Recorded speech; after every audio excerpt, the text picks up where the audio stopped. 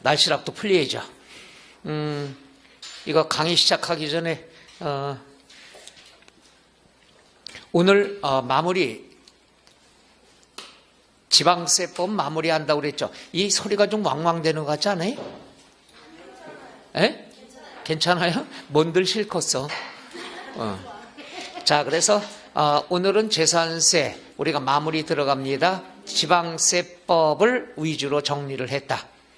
1, 2월 달은 처음 배우시는 분들이 있으니까 책이 두꺼운 걸 조금 배우면 시간 낭비예요.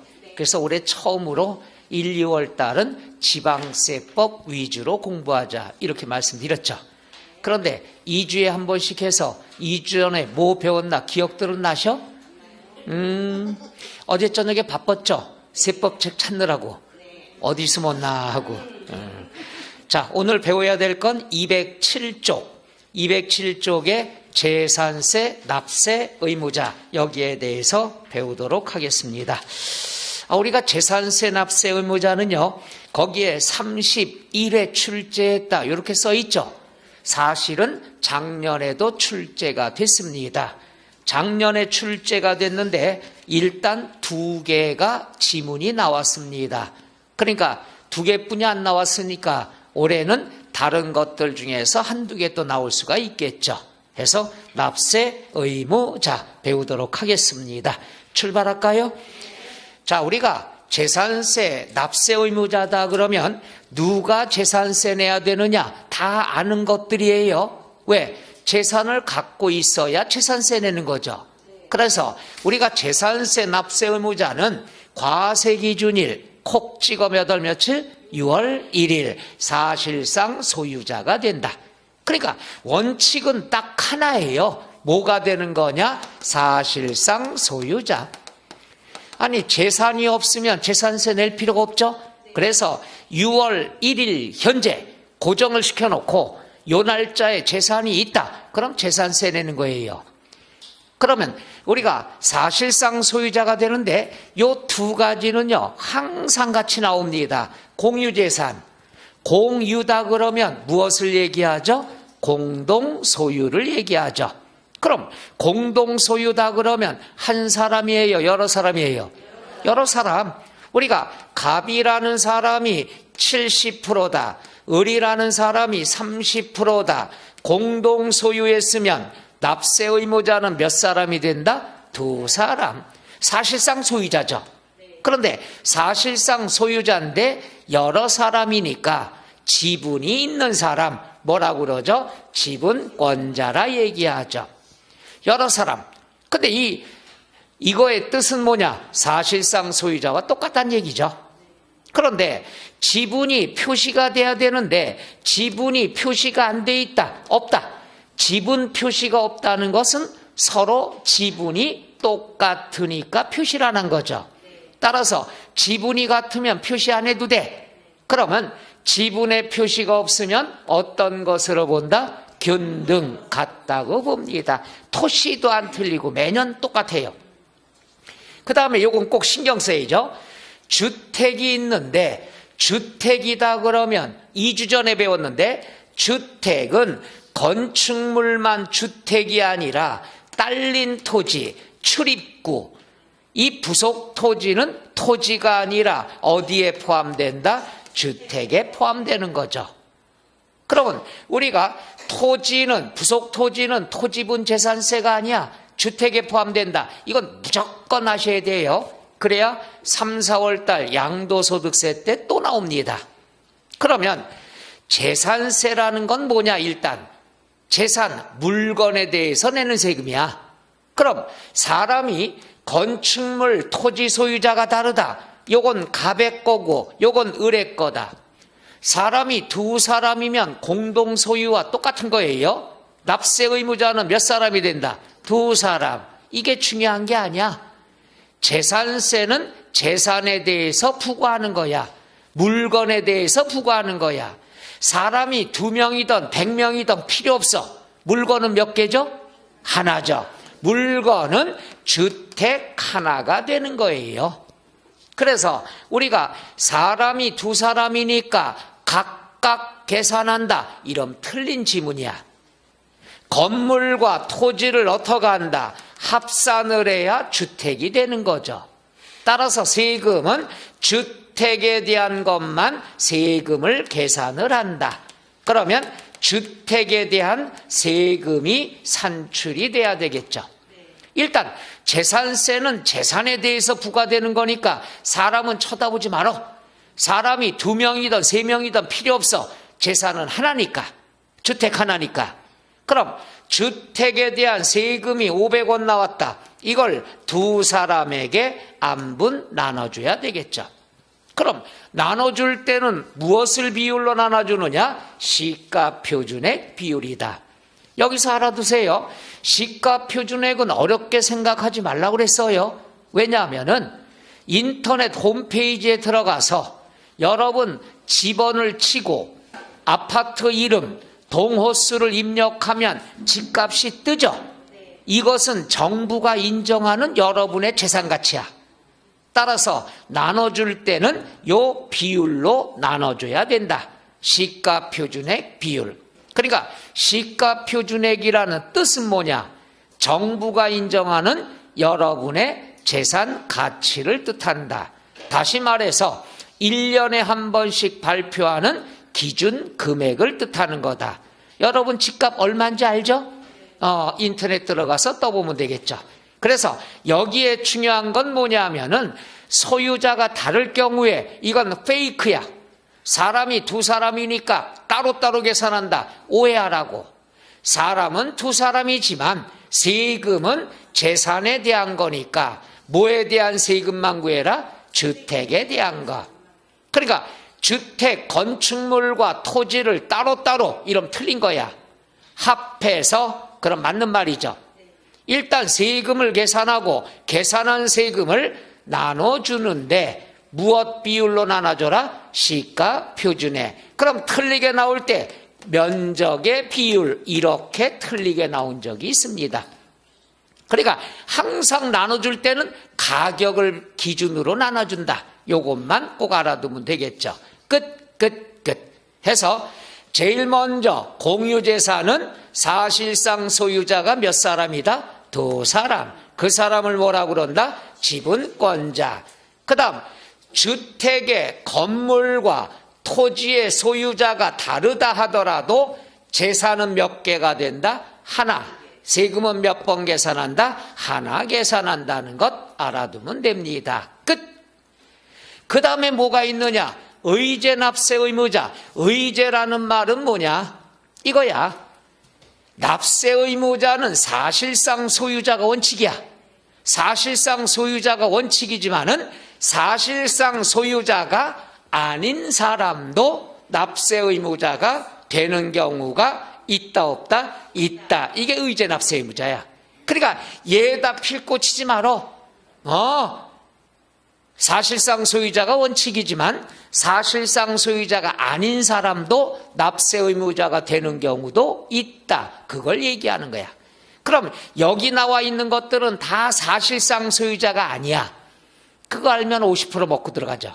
사실상 소유자는 안 나와. 왜? 원칙에 나와 있으니까. 그럼 볼게요. 매매. 자, 우리가 매매가 됐으면은 갑이라는 사람이 을에게 팔았다. 매매. 그러면 갑은 팔았으니까 누가 되죠? 매도인. 을은 샀으니까 누가 된다? 매수인. 그럼 매수인은 취득세 신고해야죠. 취득세 신고한다는 건 소유권 이전 등기 하란 얘기야. 그러면 신고를 했으면은 사실상 소유자는 누가 되죠? 매수인이 되죠. 그래서 사실상의 소유자니까 원칙과 똑같아. 그래서 시험에 안 나오는 거야. 그럼 뭐가 나오냐? 얘도 신고 안 하고 얘도 신고 안 했어. 등기 안 해갔다는 얘기야. 그럼 갑과 을이 개인적인 매매가 된 걸 정부가 알아요, 몰라요? 몰라. 모르면은 얘 건지 몰라. 얘가 샀는지도 몰라. 그럼 공부상으로 누구로 돼 있죠? 매도인. 따라서 신고를 안 하면은 공부상의 소유자가 납세 의무자가 되는 경우도 있다. 그러니까 공부상의 소유자가 납세 의무자 되는 경우도 있다. 이렇게도 출제가 됩니다. 맞아요? 틀려요? 맞아요.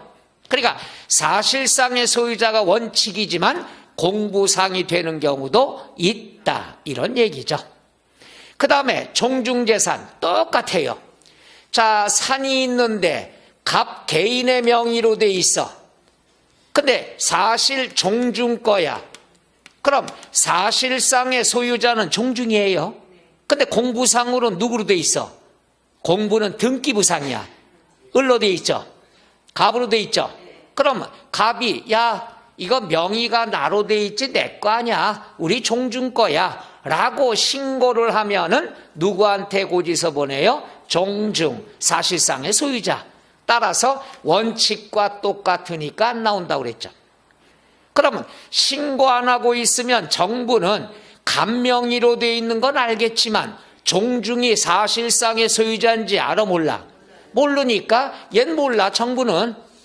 그러면 누구한테 고지서 보낸다? 갑 공부상의 소유자한테 보낸다. 그러니까 이 얘기는요 이거야. 공부상의 소유자가 있고 사실상의 소유자 두 사람이 있어. 두 사람이 있을 때 누구한테 고지서 보내냐 이거야. 야 명의는 내 걸로 돼 있지만 주인은 따로 있어 라고 신고하면은 사실상의 소유자가 되겠고, 신고 안 하면 내 건지 아니까 등기부상에 나와 있는 사람한테 고지서 보낸다 이거죠. 두 가지 뜻 이해 가요? 간단해. 두 놈이 달라.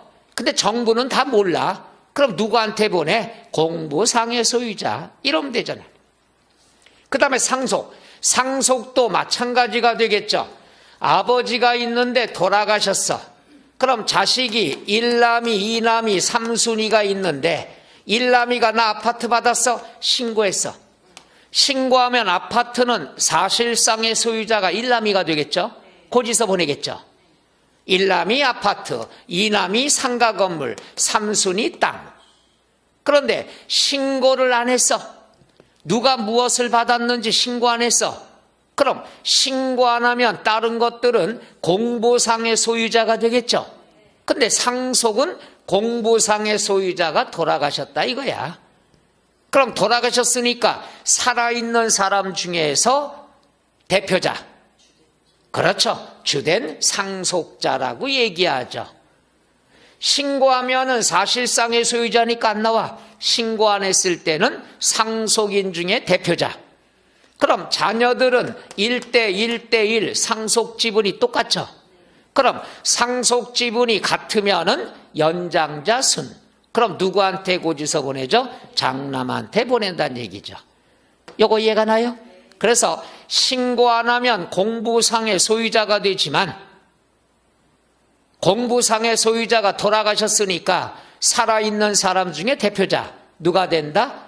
대부분이 장남들이 되겠죠. 지분이 가장 크니까. 근데 이것도 항상 하는 얘기에 똑같은 얘기 들어볼까? 원래 민법상의 상속 지분이 가장 큰 사람은 배우자죠. 1.5. 근데 배우자가 안 나오는 게, 만약에 배우자가 1, 2, 3 세 분이 계시다. 그러면 상속 지분이 가장 큰 자가 둘 이상이면 누가 된다? 연장자 순이 된다. 결혼한 순서가 아니라 연장자 순이 된다. 너무 민감한 문제니까 안 나오는 거죠. 근데 이제 세무직 공무원은 몇 번 나왔습니다. 배우자가 1.5 제일 크다는 거. 근데 이제 공인중개사는 수험생 중에서 연세가 있으신 분들이 있고, 우리 과거 아버지들은 이런 경우가 많이 있잖아. 그래서 예민해서 출제가 안 됩니다. 자식 위주로. 이거 굉장히 민감한 문제예요. 여러분도 여러분 세대도 그렇죠? 더 이상 얘기하다 큰일 날 것 같아서 빨리 도망가야 되겠다. 그래서 주된 상속자로 나올 때가 있고, 민법상 상속 지분이 가장 큰 자 이렇게 나오고, 상속 지분이 가장 큰 자가 둘 이상이면은 연장자 순이 된다는 것. 끝. 그래서 얘가 시험에 이 세 가지들이 많이 나와요. 항상 답 찾는 거 무지하게 쉬워. 넌 누구냐? 매매. 신고 안 했대. 그럼 공부상의 소유자. 하나, 둘, 셋. 맞냐? 틀리냐? 이렇게 나오는 거죠. 1년간 똑같이 배워. 그런데 여기서 종중이 작년에 출제가 됐습니다. 얘도 똑같아. 종중재산 신고하지 아니한 경우 공부상의 소유자 맞냐 틀리냐. 아까운 거 놓치지 않았나요? 표정이 뒷다리 없네 그래? 1년간 이거 배워서 똑같이 답 찾는 순서도 그랬더니 작년에 이게 출제가 됐습니다. 올해 종중은 나올 가능성이 거의 없죠. 아니 100% 없다고 보면 돼요. 표정들이 그럼 뭐하러 설명했어? 그럼 할 말 없는 거고. 그 다음에 요거는 알아두시죠. 국가와 연부매매 계약을 받은 경우에 요거죠. 이건 뭐냐 하면 네모를 그려봐요. 국가 소유야. 국가 소유. 그런데 개인이 매입을 하려고 그래. 그래서 연부로 매매 계약을 체결했다. 연부 매매 계약을 체결했다는 건 국가 거를 할부로 사겠다 이거야. 연부가 할부니까 계약서 썼어. 그럼 서로 간에 잔금을 주고받으면은 파는 사람은 매도인이 되죠. 사는 사람은 뭐가 되죠? 매수인이 되죠. 그런데 요번에는 할부 계약만 맺었어. 계약만 맺었으면은 매도 계약자, 매수 계약자, 계약자 신분이 되죠. 그럼 서로 계약만 맺었지 누구 거야? 국가 거야. 근데 국가 거를 개인이 어떻게 하느냐? 여기죠. 재산의 사용권, 즉 국가 거를 개인이 사용하는 거야. 근데 사용할 때 무상으로 사용한대, 공짜로 사용한대. 국가 거를 개인이 공짜로 쓰면 사용하는 사람이 미안해 안 미안해? 표정이 그럴 수도 있지 뭐 이런 표정이면 할 말이 없는 거야. 이제 알아두세요. 세법 배웠으면 공짜로 사용하면 미안한 거야. 여러분도 옆에 분 있다가 펜을 안 갖고 와서 펜 좀 빌려주세요. 공짜로 썼어. 미안해 안 미안해? 이 표정은 하나도 안 미안한 표정이야. 내가 얘를 잘못 들었어. 그러니까 이걸 알아야 돼. 우리가 취득세도 짠하냐 안 하냐 판단을 할 줄 알아야지. 그 다음에 이것도 미안한가 안 미안한가 알아야지. 세법에서는 공짜로 쓰면 미안해. 미안하면 내가 낼게. 내가 낼게. 내가 누가 된다? 매수 계약자가 돼. 미안하면 내가 내는 거야. 그런데 유료로 사용을 했다. 돈 주고 썼다. 미안한 마음이 없잖아. 안 미안해. 안 미안하면 네 거니까 네가 내. 네 거니까 네가 국가니까 뭐가 된다? 비과세가 된다는 것. 그래서 누구 거냐? 국가 소유다. 개인이 사용할 때 두 가지예요. 공짜로 쓰면 미안해. 내가 낼게. 매수계약자. 안 미안하면 네 거니까 네가 내. 요거 많이 나오죠. 여기에서 우리가 알아둬야 될 것은 뭐가 있느냐? 맨날 국가 나오다가 요즘 들어와서는 지방자치단체와 이런 말이 나옵니다. 여러분이 당황하지 않도록 국가나 지방자치단체는 동급이 됩니다. 같다고 보면 돼요. 자, 그래서 개인이 사용하면 공짜냐 돈 주고 썼느냐, 미안하냐 안 미안하냐, 끝. 그 다음에 채비지 보류지 나오는데 다른 과목에서는 채비지 보류지 뜻이 중요하죠. 자, 환지 땅을 바꿔줘야 되는데 땅을 받은 거 보니까 야 요거 아직 환지 주지 마, 잠깐 대기. 그럼 뭐가 돼? 보류지. 야, 이 땅 인기 좋겠네, 나중에 팔아서 공사비 줘야 되겠네. 그럼 뭐죠? 채비지가 되죠. 세법은 의미 없어. 채비지 보류지 다 뭐야? 토지 땅이야. 그럼 채비지 보류지는 누가 갖고 있느냐? 사업시행자가 갖고 있는 거예요. 채비지 보류지는 누가 갖고 있어? 사업시행자. 그럼 누가 재산세 내야 돼? 사업시행자가 된다는 것. 이렇게 하시면 되지 채비지 보류지 의미 없다는 얘기죠. 그 다음에 소유권 귀속이 불분명했다. 귀속이 불분명하다는 건 소유권을 가진 사람이 귀신이 됐다 이거야. 소유권 가진 사람이 없어진 거야. 그럼 어떤 경우가 되는 거냐 이거죠. 우리가 항상 슬픈 얘기인데 소유권 가진 사람이 귀신이 됐다, 없어졌다. 그럼 사람은 없어져도 재산은 남아있죠. 그럼 그 재산은 누군가 상속을 받든가 사용하게 되겠죠. 슬픈 얘기야. 사람이 죽으면 사람만 없어지는 거야. 자, 예를 들어서 갑이라는 사람 명의로 토지가 있는데 고지서를 갑에게 보내니까 계속 반송이 돼와. 주소지를 가보니까 그런 인간 없대. 세금을 거둘 수가 없어. 고지서 보낼 데도 없어. 이런 경우인데 그 땅을 가보니까 어떤 사람이 농사를 짓고 있어요. 조그맣게 고추 농사. 그럼 반가워서 당신 갑이지. 노, 나 을이에요. 그럼 다른 사람이 사용하고 있으면 이 사람의 신상명세를 적어서 사무실에 와서 통보를 해줍니다. 아까 갔던 공무원 누구누구입니다. 갑의 명의로 돼 있는 그 땅을 갑은 없어지고 당신이 사용하고 있으니까 앞으로 재산세 고지서는 당신한테 보낼 겁니다. 올해부터 세금 내세요 라고 통지를 해줍니다. 그럼 어른 내 땅은 아닌데 세금 낸다 그러면 좋아요 나빠요? 거봐 이렇다니까. 그렇지. 정부가 세금을 내라고 그러면 기쁜 마음으로 내야 돼. 정부가 세금을 내라는 건 둘 중에 하나야. 내 존재 가치를 인정해 주는 거. 두 번째는 내 재산의 가치를 인정해 주는 거. 정부가 세금 내라고 하면 기쁜 마음으로 내야 돼. 근데 여러분들은 뭐야? 얘기하잖아. 이거 내 거 아닌데 내가 뭐하러 세금 내? 배째, 못 내, 꼬줘. 바보야 바보. 나한테 재산세를 내라고 고지서 보낸다는 건 내 재산의 가치를 슬슬 인정해 주겠다 이거야. 그럼 나는 민법상의 점유물이야. 몇 년간 버티면 내 거대? 20년. 그러니까 여러분이 민법상 시효취득은 잘 배워 잘 알고 있어. 근데 이렇게 나오면 똑같은 건데 그렇죠? 이게 민법상의 시효취득이니까. 그래서 다시 한번 얘기합니다.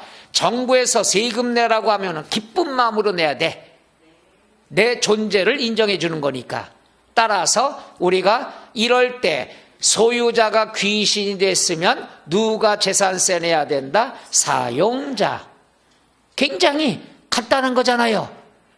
요게 작년에 출제가 됐습니다. 아까운 거 놓쳤죠. 그래서 종중재산 납세 의무자와 그 다음 사용권 귀속이 소유권 귀속이 불분명할 때 이 두 가지가 작년에 지문이 나왔어요. 1년간 배우면 이거는 어려울 게 없잖아. 꼭 그렇지만은 않아요. 틀린 사람도 있겠죠. 그 다음에 신탁재산. 신탁이 나오면 취득세, 그 다음 재산세 똑같아요. 신탁은 남한테 맡긴 거야. 맡겼으면 누가 세금 내야 돼? 주인이 내야 돼. 주인을 뭐라 그런다? 위탁자, 부탁한 사람이 되겠죠. 그럼 시험에 뭐가 나올까? 수탁자. 이런 틀린 답이 되는 거죠. 수탁자는 부탁을 받은 사람이야. 이 사람은 관리인이야, 관리인. 수수료 받는 관리인. 그럼 부탁을 한 사람을 뭐라 그런다? 위탁자. 부탁을 한 사람이 주인이란 얘기죠. 그럼 세금은 누가 내야 돼? 주인이 내야 된다.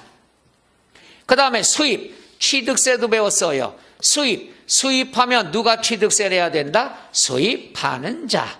그 다음 파산재단이다. 그냥 공부상이다. 끝. 이렇게만 보시면 됩니다. 이 내용이 어디까지 해당된 거냐? 209쪽까지 나온 내용입니다. 거기에 두 가지 뺀 나머지는 알아두셔요. 자, 그러면 210쪽에 문제 하나 풀어볼게요.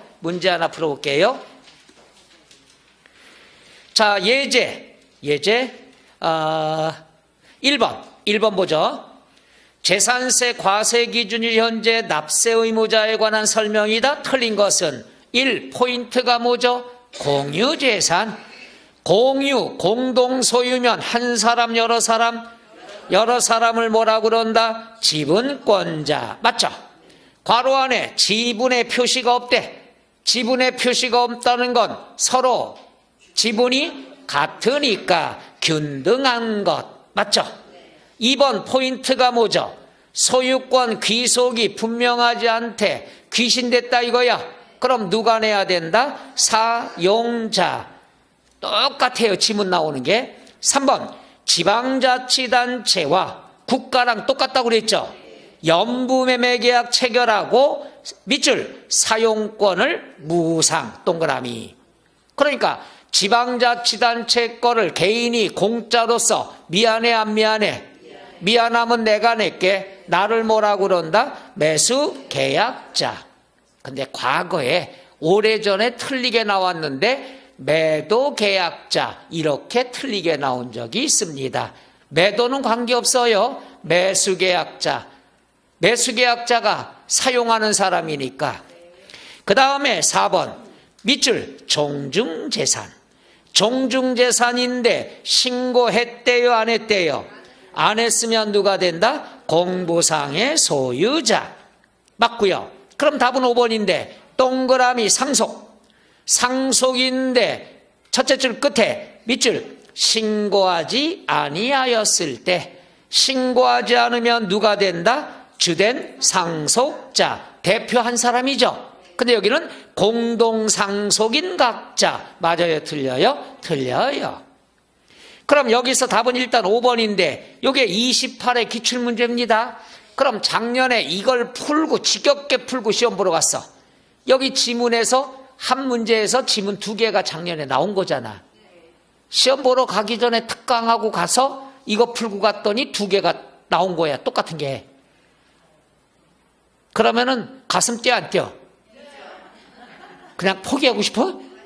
이런 거에 그 기쁨. 그래서 중요한 게 많이 했던 게 나오면은 눈에 익숙한 지문이 나오면 가슴이 막 뜁니다. 그냥 별의별 생각이 막 드는 거야. 이때 조심해야 될 게 실수라는 게 그때 나와. 많이 했던 문제에서 실수하는 거지 안 했던 문제, 어려운 문제는 실수가 아니지 실력이지. 그래서 이번에 꼭 붙고 싶으면은 실수만 안 하면 된다. 작년에도 이렇게 얘기했어요. 그러니까 알고 있는 걸 틀리지 말란 얘기야. 그럼 되는 거예요. 자, 그 다음에 211쪽에 04번 밑줄 과세표준이 나왔습니다. 과세표준은 간단한데 나오면 요게 나오는데 보세요. 요 안에 답이 있어요. 과세표준을 물어봤을 때 보세요. 재산세는 1년에 한 번씩 고지서 나오죠. 고지서에 금액이 인쇄돼서 오죠. 이 금액은 내가 계산한 게 아니죠. 정부가 계산한 거야. 그럼 정부는 내 재산의 가치를 알고 있어 모르고 있어? 알고 있어. 바로 그 금액으로 계산하는 거야.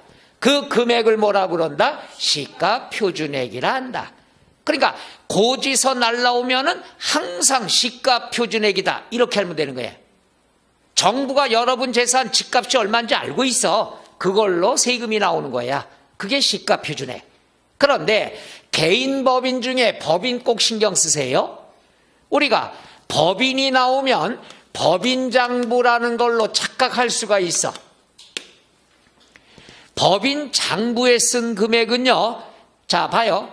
재산세 시가표준액이라는 건 옛날 금액이야? 최근 금액이야? 최근 금액이야. 근데 법인은 장부에 써 있는 금액은 옛날 금액이야. 옛날 취득가액이 되는 거죠. 그러니까 5년 전의 금액이 될 수도 있고 20년 전 금액이 될 수도 있어. 따라서 장부에 있는 건 옛날 금액이니까 재산세와 관계 있다 없다? 없는 거예요. 근데 여러분이 취득세, 등록면허세 배울 때 법인은 법인장부 입증 항상 배웠잖아. 그러니까 재산세에서 착각하라고 나옵니다. 자, 취득세는 옛날에 사온 금액이야. 옛날 금액. 그건 장부 금액이 되죠. 근데 재산세는 최근 금액이야. 매년 달라져. 그러니까 장부에 있는 금액은 지금 금액이야, 옛날 금액이야? 옛날 금액이니까 재산세와 관계 있다 없다? 없다. 그래서 개인이나 법인이나 재산세는 다 뭐가 된다? 시가표준액 끝 이러면 돼요. 근데 조심하셔야 돼요. 우리가 재산세라는 거는 시가 표준액을 적용을 한다. 그런데 콕 찍어 토지, 콕 찍어 건축물, 콕 찍어 주택으로 나왔을 때는 시가 표준액 하면 틀린 거예요. 왜? 그렇죠. 재산세만 내던 사람이 2005년도에 종합부동산세가 신설이 됐어. 재산세도 내고 종부세도 내니까 불만이 있죠. 불만을 달래기 위해서 나온 제도가 공정시장 가액 비율가 있다는 거. 그러니까 공정시장 가액 비율은 뭐냐? 야, 너 종부세도 추가로 내게 되니까 부담이 되지? 그럼 시장 경기에 따라 공정하게 비율을 조정해 줄게. 쉬운 말로 깎아 줄게. 불만 갖지 말아라. 그럼 공정시장 가액 비율을 곱하여 계산을 해야 된다. 답 찾을 땐 너무 간단해. 재산세 이러면 시가표준액이야. 근데 콕 찍어 토지로 나올 때는 시가표준액. 그럼 틀린 거야. 항상 뭐가 나와야 된다? 곱하기가 나와야 됩니다. 그러니까 답 찾는 거 무지 쉬워. 재산세, 종부세, 공통점, 과세표준 구할 때는 곱하기가 나와야 된다. 그럼 공정시장가액 비율이라는 말은 재산세와 종부세만 있는 제도예요. 왜 재산세, 종부세만 있는지 이해 가나? 재산세만 내던 사람이 종부세를 추가로 부담해야 되니까 불만이 있어. 그러니까 두 가지 세금에 대해서만 달래려고 만든 제도가 뭐가 있다? 공정시장 가액 비율. 그래서 재산세 과세 표준이다. 끝. 그러면 시가표준액. 토지다. 그러면 곱하기가 나와야 된다.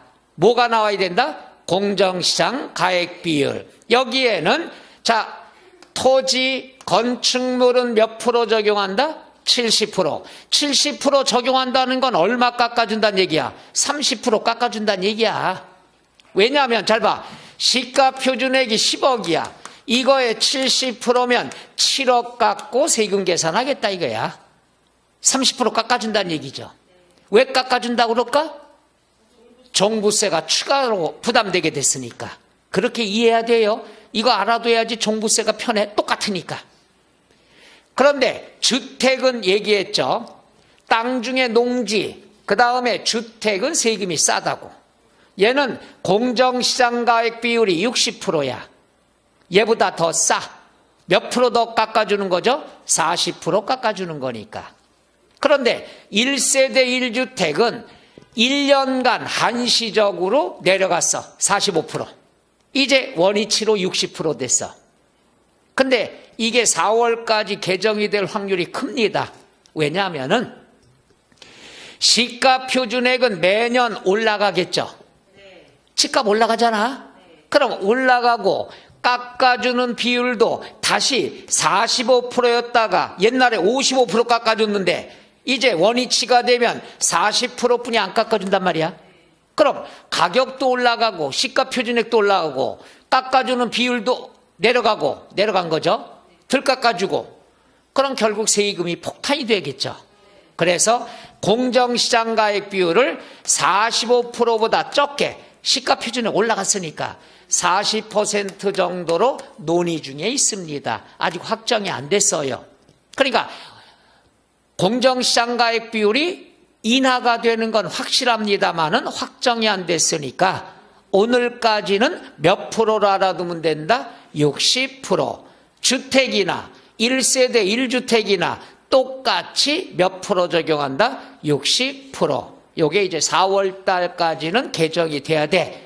왜? 과세 기준일이 6월 1일이니까. 그래서 그때 아마 개정이 될 겁니다. 그 다음에 우리가 오늘 재산세까지만 하고 종부세는 안 합니다. 안 한 이유가 국세지만은 제일 개정이 됐어요. 종부세가. 누더기가 됐어. 그래서 이 책을 다 고쳐야 돼. 그래서 여러분 헷갈리니까 요약집에 개정된 내용을 다 반영해 놨습니다. 그래서 그때 자연스럽게 공부하는 게 낫다는 얘기죠. 종부세는 아주 개 망나니가 됐어. 망나니가. 왜냐하면 이거 봐요. 취득세, 등록면허세는 세금 축에도 안 들어가. 얜 개정도 안 돼. 재산세, 종부세, 양도소득세가 자 2, 3년 전까지만 하더라도 다 올라갔어. 세금 폭탄 난리가 났어. 불만들이 많어. 그러니까 다 다시 내려갔어요 지금. 이러니까 부자들 감세다 또 불만이 있어. 올려도 욕먹고 내려도 욕먹어. 그래서 우리나라는 앞으로 된다면은 취득과 양도, 거래세는 내려가고 재산세, 종부세, 보유세는 올라가야지 정상입니다. 우리나라가 바라는 조세정책이 결국은 이거예요. 근데 지금 정신들 없으니까 야 세금 잡자, 두들겨 맞자 해갖고 다 올려놓고 팔지도 못하고 갖고 있지도 못하고 그러니까 뭐가 많이 발생했어? 증여가 많이 발생했죠. 그 다음에 이 얘기 안 하려고 그랬는데 우리 강서구랑 저기 인천 미추홀구 공인중개사 몇 명 잡혀갈 것 같죠? 전세 사기 때문에 지난주부터인가 이번 주부터인가 공인중개사 전수조사 들어가서 지금 피하고 휴업하고 이런 분들이 좀 많다고 요 지역별로. 뭔 죄가 있어? 돈 벌라는 것도 죄인가? 요때 이제 살짝 피하는 것도 괜찮아요. 죄를 많이 지신 분들은. 그렇지 않고 남들 다 쉬고 있네 휴업하네 야 이때다 하고 문 열었다 두들겨 맞은 사람도 있을 거니까. 그렇죠? 그래도 여기는 계속 빌라는 짓잖아요. 그죠? 왜? 허가를 옛날에 받아놓은 거야. 땅을 사다 놓고 허가 받고 근데 안 줘? 줘야지. 안 그러면 세금만 많이 나오니까. 왜? 나대지가 되는 거니까. 그러면 재산세가 세니까 어차피 짓는 거야. 또 공사비가 또 많이 올랐어. 콘크리트 값도. 그래도 짓는 거야. 그래서 지금 여기가 제일 과부하 걸릴 때가 여기가 그 신축 빌라 때문에. 참. 그러니 그동안 돈 버신 분들은 이제 전화를 끊고 당분간에 여행 좀 갔다 오시는 것도 요번에 좀 세게 나갈 것 같아요. 세게.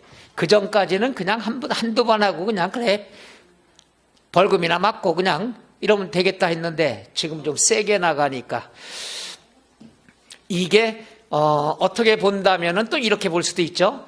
이걸 기회로 해서 공인중개사 시험을 갖다 더 강화시키는 밑밥을 까는 거 아니냐 이런 생각도 듭니다. 그렇죠? 그래야 사회 여론이 좀 그나마 자기들 편이 될 것 같으니까.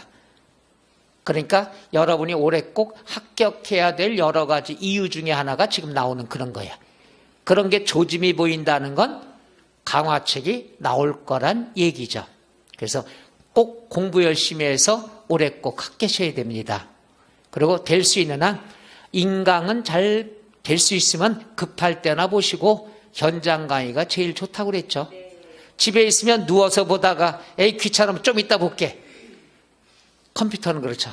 근데 여기는 할 수 없이 눕고 싶어도 강의하는 사람들 눈치가 있으니까 하품도 제대로 못해. 마스크 꼈을 땐 그나마 몰래 했지. 지금은 마스크 벗고 나면은 금방 들통나니까. 그래서 조금 긴장감이 더 있지 않겠냐. 이렇게 조심히 얘기합니다. 마무리할게요. 여기서 시험에 나오는 건 세 가지예요. 첫째, 재산세 과세 표준 두리뭉실하게 재산세 과세 표준 물어보면 시가 표준의 끝. 법인도 똑같다. 그 다음에 콕 찍어 토지, 콕 찍어 건축물, 콕 찍어 주택으로 나왔을 때는 곱하기가 있어야 정답이 된다. 이것만 알아도 재산세 과세 표준 물어볼 때 곱하기가 나와야 정답이야. 이것만 알아도 기출문제 풀 수 있습니다. 뜻은 몰라도 돼. 왜냐하면 어렵게 이렇게 나와요. 시가표준액이란 말 대신에 땅으로 본다면 개별 공시지가, 이게 시가표준액이에요. 그 다음에 개별 주택가격, 공동주택가격 또는 시장군수가 결정한 감액. 지방자치단체니까 지방자치단체장이 결정할 수 있겠죠. 이게 다 시가표준액이란 뜻이야. 그럼 시험엔 어떻게 나오냐? 시가표준액 끝 이렇게 나와도 틀리는 거고 개별 공시지가 끝 이렇게 나와도 틀리는 거야. 이것들은 다 시가표준액이니까 여기에 뭐가 나와야 돼? 곱하기가 있어야 된다 이게야. 그래서 시험에 시가표준액 나오면 곱하기가 있어야 답이야 이건 아는데 개별 공시지가 이렇게 나오면 이게 뭔지 모르니까 틀리는 거야. 이게 다 다른 말로 시가표준액을 얘기하는 거니까 곱하기가 없으면 무조건 틀린다 이렇게 찾으면 됩니다. 물론 올해 시험 볼 때도 똑같습니다. 과세표준 물어보면 뭐가 나와야 된다? 곱하기가 나와야 된다. 끝. 요게 212쪽에 보면 동그라미 1 토지, 동그라미 2번 건축물, 동그라미 3번 주택 과세표준은 곱하기가 나와야 된다고 그랬죠. 이해 가시겠어요? 그리고 주택은 다시 60%만 알아두시라고 그랬죠. 이제 개정되는 건 그때 가서 설명을 또 해드릴게요. 확정이 되면. 그 다음에 213쪽에 재산세 세율이 나와 있습니다. 우리가 재산세 세율이라는 것은 큰 비중은 없어요. 왜 그러냐 하면은 고지서 날라오니까. 그럼 여기서 알아둬야 될 것 하나씩 한번 할게요. 동그라미 1번 밑줄 표준 세율. 지방세에서 사용하는 세율의 이름을 뭐라 그런다? 표준 세율이라 그러죠. 그럼 여기 보세요. 표준 세율이 나오면 뭐가 따라다닌다? 탄력 세율. 취득세, 등록면허세, 재산세 똑같아요. 지방세 세율을 뭐라 그런다? 표준 세율. 표준 세율이 있으면 탄력 세율이 따라다닌다. 탄력 세율이 뭐라고 그랬죠? 표준 세율의 100분의 50 범위 내에서 가감 조정할 수 있는 것. 그러니까 플러스 마이너스 할 수 있는 게 탄력 세율이야. 그럼 시험에 뭐가 나오냐? 예죠, 예. 단골 메뉴입니다. 취득세, 등록면허세는 한 번만 걷는 거죠. 그러니까 탄력 세율도 한 번 플러스 마이너스 하고 끝나는 거야. 중요한 게 아니야. 그런데 재산세는 1년에 한 번씩 걷죠. 그럼 가감 조정한 탄력 세율은 이번 연도만 적용하는 거라는 거. 그러니까 이번에 가감 플러스 마이너스 했다. 그럼 올해만 적용하는 거야. 해당 연도만 적용한다. 이번에 올해 30% 50% 깎아줬다. 그럼 올해만 깎아주는 거야. 이것도 내년에 깎아주면 안 되겠죠. 그래서 재산세에서 탄력세율은 해당 연도만 적용한다. 시험에 여러 번 나왔습니다. 틀리게 나올 땐 어떻게 나오냐? 숫자가 나와. 탄력세율은 5년간 적용한다. 왜? 숫자가 나오면 괜히 그럴듯해 벤다는 얘기죠. 5년간 맞아요? 틀려요? 틀려요. 그때 또 나왔어 다음에 3년간 맞아요? 틀려요? 틀려요. 재산세는 매년 달라져야 되니까 탄력세율을 적용했으면 해당 연도만 적용합니다. 끝. 그 다음에 토지, 요까지만 할게요. 토지는요 이렇게 공부합니다. 분리과세 토지, 분리과세 토지는 농지 개념이라고 그랬죠. 요거는 세 가지 알아두면 돼요. 농지냐, 공장용지냐, 골프장이냐 세 단계로 나눕니다. 자 보세요. 분리과세 토지는 첫째 농지냐, 공장용지냐, 골프장이냐 세 가지는 여러분의 숫자 친해져야 돼요. 농지다 그러면 매년 영화 얘기했죠. 007 영화. 007의 주인공이 누구야? 여보세요? 제가 질문 어렵게 했나? 답을 가르쳐 줬는데 007 영화의 주인공이 누구야? 007 너무 어려운 질문했어. 아까 놀랬어 몇 사람이. 설마 그런 줄 몰라서. 007 영화에 보면 주인공이 논밭을 뛰어다니면서 총 쏘잖아. 따라서 농지가 나오면 007 이렇게 아시라고 그랬잖아. 그 다음에 공장 02. 골프장은 사치성이니까 몇 프로? 4%.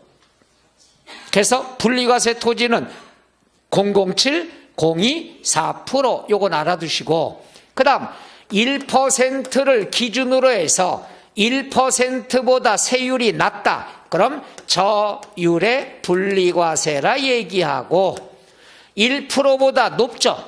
그러면 뭐라 그래요? 고율의 분리과세다. 저율, 세율이 낮다. 고율, 세율이 높다. 몇 프로 기준으로 해서? 1% 기준으로 해서 요것만큼은 알아두시면 좋겠습니다. 그 다음 별도 합산, 종합 합산 토지. 합산 토지는 숫자 공부하지 마. 1000분의 2에서 1000분의 5, 1000분의 2에서 1000분의 4 다 필요 없어. 그냥 3단계 초과 누진세율이더라. 끝. 이렇게만 알아둬도 답 찾는데 지장 없어요. 그럼 토지 끝났습니다.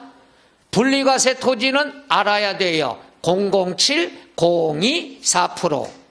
별도 합산, 종합 합산 숫자 몰라도 되고 합산 토지는 초과 누진세율 몇 단계? 3단계 끝. 이렇게 알아두시면 되겠습니다. 토지. 그 다음에 나와 있는 게 뒤로 넘어가서 214쪽에 양괄호 2번 건축물 나와 있죠. 이건 조금 쉬었다 할까요? 예.